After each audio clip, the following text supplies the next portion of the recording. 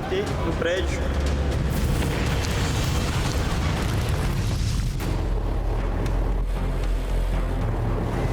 Nós vamos fazer a decolagem agora na mesma pista e na mesma direção que foi realizada pelo avião que se acidentou essa semana.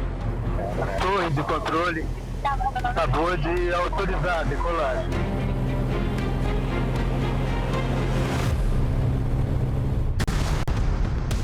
Um avião voa abaixo, no céu de Belo Horizonte. Não tem força para ganhar altura, cai e bate em um prédio residencial.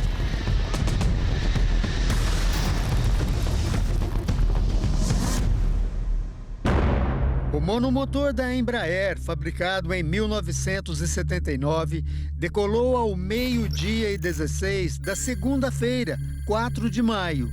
O destino final era a cidade de São Paulo, mas 3 minutos depois, o piloto percebeu que algo estava errado.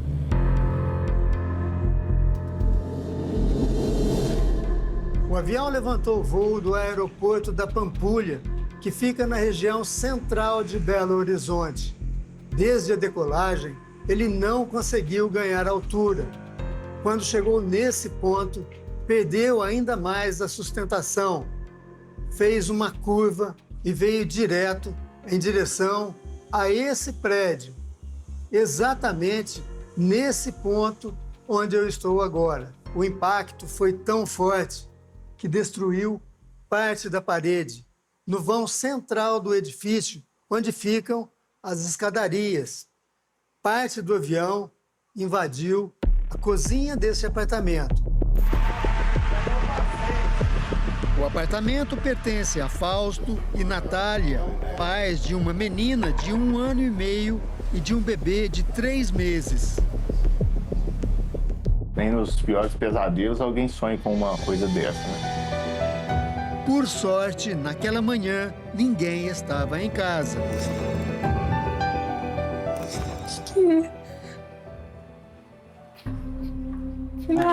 Acho que ela ficou impressionada, né, com o acidente, né? O acidente ele tinha possibilidades bem maiores, né?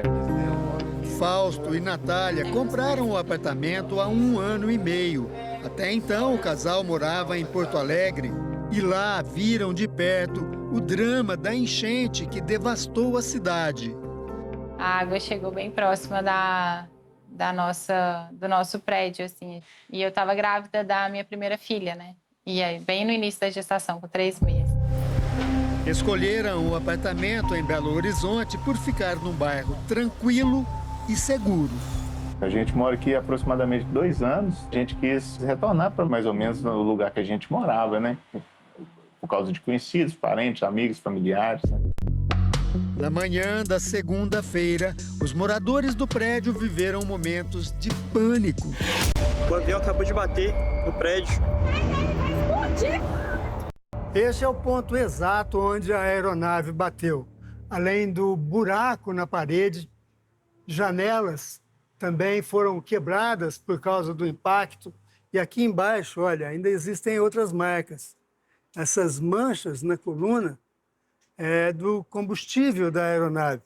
Dá para a gente perceber pelo cheiro. Estas imagens, gravadas minutos após o acidente, mostram algumas pessoas circulando em meio aos destroços. Um rapaz ferido aparece sentado na escada. É Arthur Chaper Bergagnoli, de 25 anos. Ele tem um ferimento profundo na perna.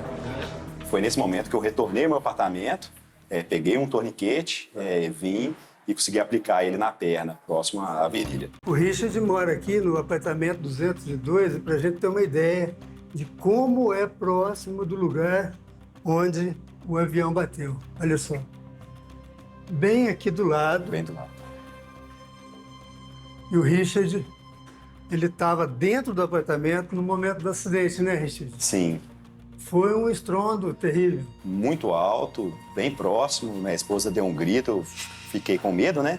Eu desci com meu filho, minha esposa, e consegui tirá-los em segurança. O policial voltou então para tentar socorrer vizinhos e ocupantes do avião.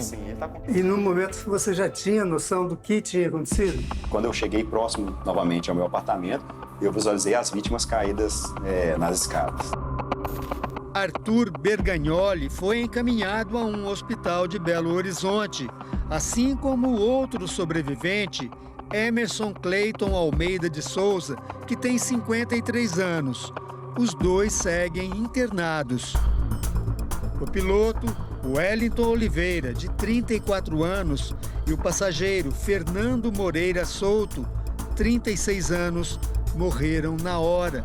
O pai de Arthur, Leonardo Bergagnoli Martins, de 50 anos, era o dono do avião. Ele foi socorrido com vida, mas não resistiu. Esta é a pista do aeroporto da Pampulha, um dos mais tradicionais do Brasil. Foi inaugurado mais de 90 anos atrás, mas desde 2005 opera apenas com aeronaves de pequeno e médio porte. Foi o que aconteceu na manhã da última segunda-feira. O tempo estava parecido com o de hoje, céu claro, com poucas nuvens, sem muito vento, quando um avião que veio de Teófilo Otoni, no interior de Minas, pousou aqui para embarque e desembarque de passageiros. Esse avião ficou estacionado num dos hangares do aeroporto por pouco mais de meia hora. Estas imagens mostram o avião na primeira rota do dia, de Teófilo Otoni para Belo Horizonte. O CENIPA, o Centro de Investigação e Prevenção de Acidentes Aeronáuticos, já analisa o caso. Desde a parte de manutenção, a parte de motorização, o combustível para ver se tinha contaminação. Vão investigar o piloto, se ele estava com as carteiras em dia, se ele estava com os exames médicos em dia. Toda essa operação antes, se ele abasteceu lá, se ele abasteceu aqui, quem abasteceu, o que abasteceu. A função do CENIPA é elucidar o que aconteceu para que futuros acidentes iguais a esse, as causas, sejam evitadas. O acidente em Belo Horizonte trouxe de volta o debate sobre os riscos da presença de aeroportos em áreas urbanas. Em São Paulo, 2 aeroportos estão localizados em bairros populosos, Congonhas e o Campo de Marte. Quando os aviões passam, eu corro no quintal. Eu tenho medo, que ele passa muito baixinho. A quantidade de voos que estão sendo colocados hoje e quando que vai acontecer a próxima tragédia. Os especialistas lembram que esse é um problema gerado pelo próprio crescimento das cidades. O que ocorre também é o seguinte, em grande parte dos aeroportos situados aqui no Brasil, surgiu o primeiro aeroporto, depois a cidade em volta. Se a gente não preserva o entorno desse aeroporto, a gente vai ter conflitos. Nós vamos fazer agora um sobrevoo nesse avião, um trajeto parecido com o que foi feito pelo avião que caiu na última segunda-feira. Já faz 3 minutos que a gente decolou, foi mais ou menos o tempo de voo percorrido pela aeronave que caiu. Nessa circunstância, qual que seria a altitude ideal? Aproximadamente 150 metros de altura. Pelas imagens que a gente viu, aquele avião estava aqui a altitude aproximadamente. Estava muito baixo. Ele não chegou aos 500 pés que a gente falou, que é o ideal após a decolagem para iniciar a curva. Estamos iniciando agora os procedimentos para a aterrissagem. O comandante já recebeu a autorização da torre para descer. Um sobrevoo de aproximadamente 20 minutos sobre Belo Horizonte, com muita tranquilidade, muita segurança, sem nenhuma intercorrência, como deve ser sempre, né? Como deve ser sempre.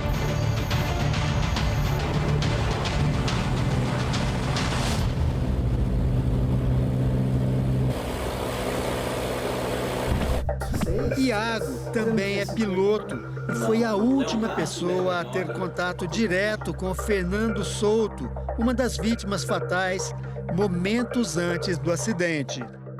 Coincidência, eu cheguei de voo, o avião estava no hangar ao lado, E eu mandei mensagem para ele, fui de encontro. Iago foi do aeroporto para casa. Quando chegou, viu pela TV a notícia do acidente. Quando apareceu o avião, ele já começou a gritar. São os meninos. Iago mandou mensagens para Fernando e para Wellington, o piloto do avião que tinha sido apresentado pelo amigo. Não teve mais respostas. Tem hora que parece que não é real, sabe? Que eu encontrei com ele ali, naqueles 15 minutos, e ele já foi em São Paulo, já voltou, tá tudo certo. Semana que vem a gente encontra aqui, se ele vier de novo. Tô nessa esperança, assim.